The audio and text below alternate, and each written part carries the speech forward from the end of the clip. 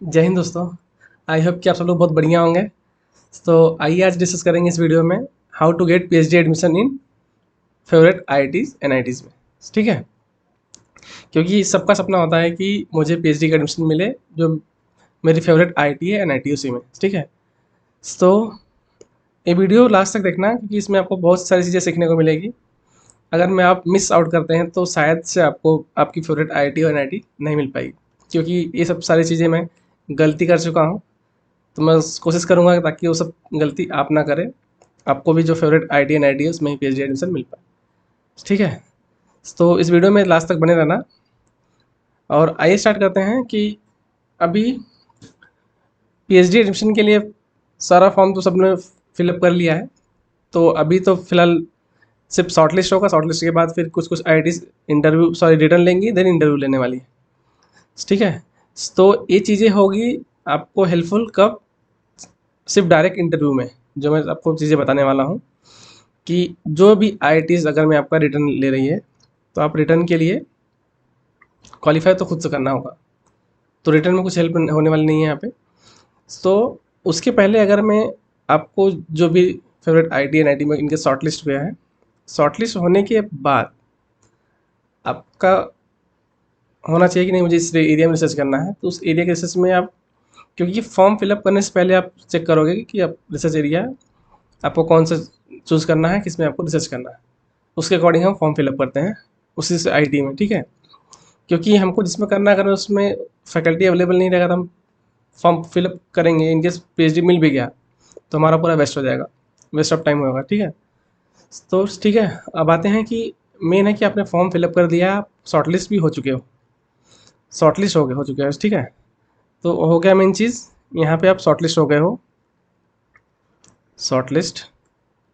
ठीक, आपका क्या हो गया है कि आप शॉर्ट लिस्ट हो गए हो जो भी आपको आईआईटीज एनआईटीज है सब में। ठीक है, अब इसमें से अगर मैं जो आपकी जो फेवरेट आईआईटीज एनआईटीज जिसमें आपको एडमिशन मिल जाए तो आप हर हाल में लेने वाले हो। ठीक है, तो क्या करना, आपका एरिया रिसर्च जो होगा है वो एरिया रिसर्च के अकॉर्डिंग में फैकल्टी को सर्च करना, वेबसाइट पे जाके फैकल्टी को सर्च करने के बाद आपका पहला काम क्या है, फैकल्टी, फैकल्टी को सर्च करना है। फैकल्टी को सर्च करने के बाद इसके जिससे एरिया आपका मैच हो रहा है उनको एक क्या करना है, एक मेल लिखना है। क्या करना है, मेल लिखना है। ठीक, मेल लिखना है। मेल में से कल की तरह बताया था कि इस मेल में क्या होना चाहिए, सॉरी, इस मेल में अपना नाम लिखना। ठीक, इस नाम के बाद प्लेस कहाँ से हो, ठीक, प्लस एमएससी आपका कहाँ से है, प्लस आपके पास फेलोशिप क्या है। ठीक, आपके पास फेलोशिप क्या है, ये चीज़ मेंशन करना। एंड प्लस कि आप शॉर्ट लिस्ट भी हो चुके हो, प्लस क्या है, आप शॉर्ट लिस्ट हो चुके हो। ठीक, एंड वन मोर थिंग, ये चीज़ को ज़्यादा हाईलाइट करना है यहाँ पे कि sir I want to do my PhD under your supervision या तो अंडर योर गाइडेंस। ठीक है, ये टर्म जरूर ऐड करना वहाँ से कि sir I am interested to do my PhD under your supervision और अंडर योर गाइडेंस। ठीक, ये टर्म जो लास्ट वाला हम बता रहे हैं यहाँ पे, ये चीज़ आपको अच्छे से लिखना है यहाँ पे। ठीक है, इसको चाहिए तो आप मेल में क्या करना है, इसको हाईलाइट कर देना वहाँ पे। ठीक है, हाईलाइट कर देना यहाँ पे। तो ये चीज़ें है, तो ये चीज़ें आपको शॉर्ट लिस्ट हो गया। शॉर्ट लिस्ट करने के बाद 10 से 15 दिन बाद आईआईटीज़ जो होगी एनआईटीज़ बुलाती है आपको इंटरव्यू के लिए। तो ये इंटरव्यू के पहले तक ये मेल आपको उस फैकल्टी को मिल चुका होगा। ठीक है, अगर मैं इंटरेस्टेड होगा लेने के लिए, तो इंटरेस्टेड हो या ना हो, तो आपको एक जो ये मेल गया ना इसका वेटेज बहुत मिलता है। ये काम हिडन होता है, पता है इसके बारे में, इसके बारे में किसी को पता नहीं है, ये सब काम हिडन होता है। अब इसका यूज़ कैसे होगा यहाँ पे कि अब बता रहे हैं कि जैसे कि आप इंटरव्यू देने के लिए गए हो, तो इंटरव्यू पैनल में तो फैकल्टी खुद ही बैठने वाले हैं यहाँ पे। इन केस फैकल्टी नहीं बैठने वाले हैं तो वो अपने सर्कल को सर्कुलेट कर लेंगे कि एक स्टूडेंट ने मुझे अप्रोच किया है पर्सनली, वो इंटरेस्टेड है पीएचडी करने में। ठीक है, अगर सेम एरिया रहा तो वहाँ पे आपका सिलेक्शन का चांस थोड़ा और बढ़ जाता है। अगर अगर मैं 80% तो 95 प्लस हो जाता है परसेंटेज बढ़ने। ठीक है।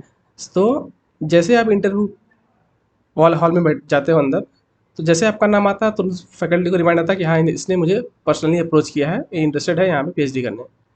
तो उस दौरान अगर मैं इन केस आपका इंटरव्यू थोड़ा सा भी खराब जाता है तो मैचअप हो जाता हूँ, मैं कवर कर लेता हूँ, क्योंकि आपने अप्रोच किया तो कभी कभी सबसे गलती कुछ ना कुछ तो हो ही जाती। और इंटरव्यू में ऐसा नहीं कि हर कोई सब सही जवाब दे वहाँ पे। ठीक है। तो ये चीज़ होता है मेल का अप्रोच। मेल का जो है प्लस पॉइंट, जो मेल अगर हम करोगे आप, मेल का एक प्लस पॉइंट होता है, ये इसका यूज ही होगा आपको इंटरव्यू में। इंटरव्यू में ही इसका फ़ायदा होने वाला है। ठीक है। तो ये मेल करने के बाद, और हाँ इस समय फ़िलहाल में दो का मुझे पता चला है कि IIT BHU और आईएसएम धनबाद का शॉर्टलिस्ट हो चुका है, जो भी कैंडिडेट सिलेक्टेड है, और उनका जो भी इंटरव्यू है 14 एंड 15 को है। तो अभी भी आपके पास टाइम है कि जो भी फैकल्टी में आपको रिसर्च करना है जिसके अंदर में, आप उनको पर्सनली जैसे मेल में लिख सकते हो। ठीक है। मेल कर दोगे तो उनके मेल में उनको नाम नाम याद रहेगा कि हाँ स्टूडेंट ने मुझे अप्रोच किया है, तो थोड़ा अच्छे से तैयारी करेंगे। अगर हमें लेने का मन होगा तो ऐसे नॉर्मल क्वेश्चन पूछेंगे ताकि आपको आसानी से ले लेंगे आप। ठीक है। तो ये चीज़ होता है आपका मेल का इफेक्ट। और दूसरी चीज़ क्या करना है, अगर मैं इंटरव्यू पैनल में हो तो दो बातें याद रखना। ड्यूरिंग इंटरव्यू अगर मैं ड्यूरिंग इंटरव्यू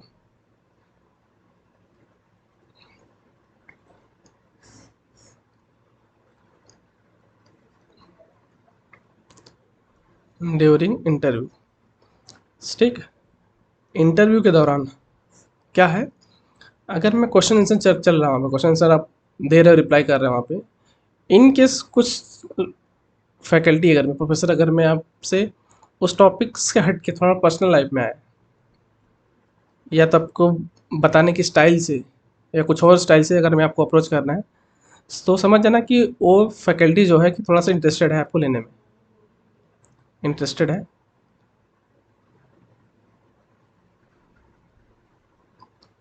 वो फैकल्टी इंटरेस्ट आप में इंटरेस्ट दिखा रहा है लेने में। ठीक है। वो फैकल्टी इंटरेस्ट दिखा रहा है आपको लेने के लिए कि, तो आप क्या करना है वहाँ पे, इंटरव्यू तो अच्छे से देना है। इंटरव्यू हॉल में कुछ नहीं करना गड़बड़ी। इंटरव्यू हॉल में सब कुछ इंटरव्यू देने के बाद जस्ट चेक करना है कि उस फैकल्टी का प्रोफाइल कैसा है।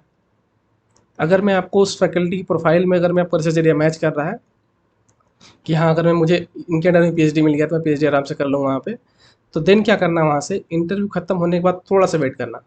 अगर मैं आपको दो चीज़ याद रखना कि आपको उसी आईआईटी में जाना है प्लस उसी फैकल्टी के अंदर में जाना है पीएचडी करने के लिए। तो इंटरव्यू खत्म होगा, इंटरव्यू खत्म होने के बाद कुछ ब्रेक होता है वहाँ पे। इनकेस अगर मैं मॉर्निंग सेशन में हो रहा तो लंच का ब्रेक होगा, उसमें ब्रेक में मिल लेना। अगर मैं आफ्टरनून में हो रहा है तो आफ्टर इंटरव्यू मिल के तो ही जाना। उसका मैं प्लस पॉइंट बताता हूँ।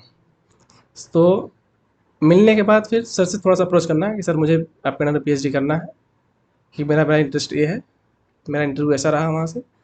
तो उसके बेस पे क्या होगा कि आपका सिलेक्शन का चांस वहाँ से और बढ़ जाएगा। अगर इनकेस कुछ इंटरव्यू कुछ खराब हुआ तो, क्योंकि क्या होता है कि एट द एंड में क्या होता है कि हर एक प्रोफेसर को नाम भेजने होते हैं कि मुझे इस स्टूडेंट को लेना है।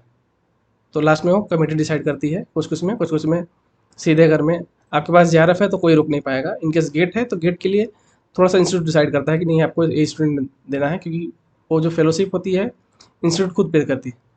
तो JRF है तो JRF के लिए प्लस पॉइंट बहुत ज़्यादा है कि आपको उस फैकल्टी के अंदर में रिसर्च करने के लिए चांस मिल जाएगा। ठीक है। तो एक पहला हो गया मेल का, सेकंड हो गया कि उस इंटरव्यू के दौरान कुछ ऐसी घटना घट रही है आपके साथ में, तो आप ज़रूर अप्रोच कर लेना। अप्रोच करने से एक चीज़ होगा कि आपको सेम आईआईटी और आपके पसंदीदा प्रोफेसर मिल जाएंगे रिसर्च करने के लिए। ठीक है। अब कुछ क्वेश्चन होता है कि सर इंटरव्यू कितने घंटे चलेगा, कितना टाइम चलेगा वहाँ पे। इंटरव्यू टोटली डिपेंड करता है कि आप क्वेश्चन के जवाब कैसे दे पा रहे हो। अगर मैं अच्छी से दे रहे हो तो थोड़ा सा इंटरेस्टेड प्रोफेसर रहेंगे और सारे क्वेश्चन पूछेंगे तो थोड़ा टाइम कंज्यूमिंग होगा। लेकिन आप अगर मैं जवाब नहीं दे पा रहे हो तो उनको तो सब कुछ फॉर्मेलिटी निभाना है, तो मैक्स टू मैक्स 10 मिनट तक लेंगे आपका। अगर मैं आप जवाब नहीं दे पा रहे हो, अगर हम जवाब दे पा रहे हो तो कब तक चलेगा, तो आधा घंटा भी क्रॉस कर सकता है। ठीक है। तो उससे घबराना नहीं, आपको नॉर्मली एग्जाम इंटरव्यू वाले हॉल में नॉर्मल वे में बिहेव करना है, कूल रहना है, ठीक है। ये है, अगर मैं आप ये फॉर्मेट अगर मैं फॉलो करते हो तो गारंटी तो नहीं दे पाऊँगा, लेकिन ये है कि 99% चांस है कि आपकी जो फेवरेट आईआईटी है, एनआईटी है, उसमें एडमिशन मिल जाएगा। क्योंकि ये सब सारी मैं गलती कर चुका हूँ, और ये सब गलती का एहसास कब हुआ है, जब आप किसी सिस्टम का हिस्सा बन जाओगे तब आपको पता चल जाएगा कि आपने गलती कहाँ-कहाँ की, ठीक है। तो ये सब चीज़ें मैं मुझे यहाँ पे आके पता चली है, तो इसलिए मैं सोच रहा हूँ कि और किसी को ऐसी दिक्कतें ना आ पाए, ठीक है। तो इसलिए मैं ये वाला वीडियो बनाया हूँ, और फिर भी इन केस कुछ भी डिफ़िकल्टी रहे तो आप कमेंट बॉक्स में मुझे कमेंट करके पूछ सकते हो, ठीक है। और एक चीज़ है, अगर मैं किसी को आईएसएम धनबाद में जाना है, आईएसएम धनबाद में अगर मैं, और बेस्ट फैकल्टी चाहिए अगर मैं आपको मैथमेटिकल मॉडलिंग में, तो एक फैकल्टी का नाम बता रहा हूँ, बहुत बेस्ट फैकल्टी है जैसे, ठीक है, डॉक्टर अतुल कुमार वर्मा करके,